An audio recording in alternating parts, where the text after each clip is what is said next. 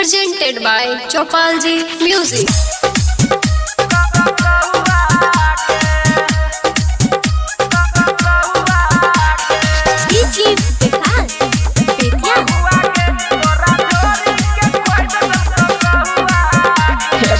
कपड़ा के साइज तोहर छौहे के छोट केकरा देखाबै छी गुलाब अपन होठ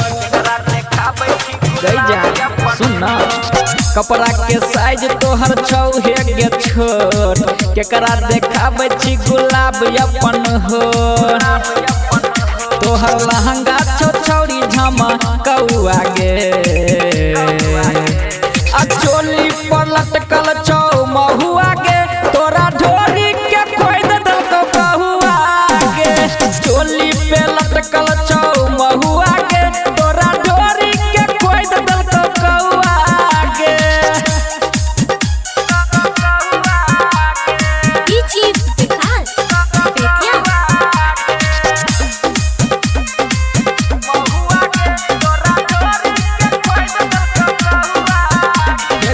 रास्ता में चले छी जवानी के खोल डोरी में कहुआ मार देलको गेलोल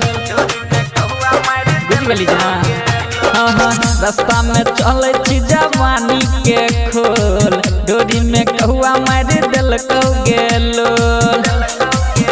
तोरा देखे छौ छौरी पूरा गहुआ गे आ चोली पर लटकल छौ महुआ गे तोरा ढोरी के खोद दलको कहुआ गे चोली पर लटकल छौ महुआ गे तोरा ढोरी के खोद दलको कहुआ गे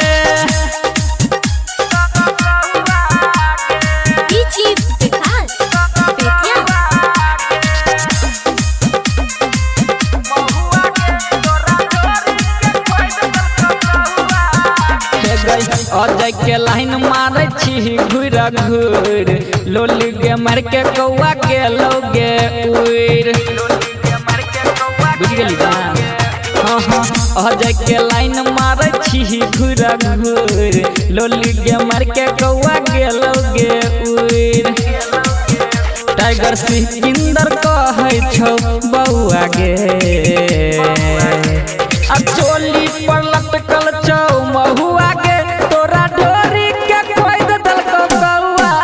गे चोली पर लटकल छौ महुआ गे तोरा ढोरी के खोद दलको कौआ गे झाँप के राख नहीं तो खोद के तू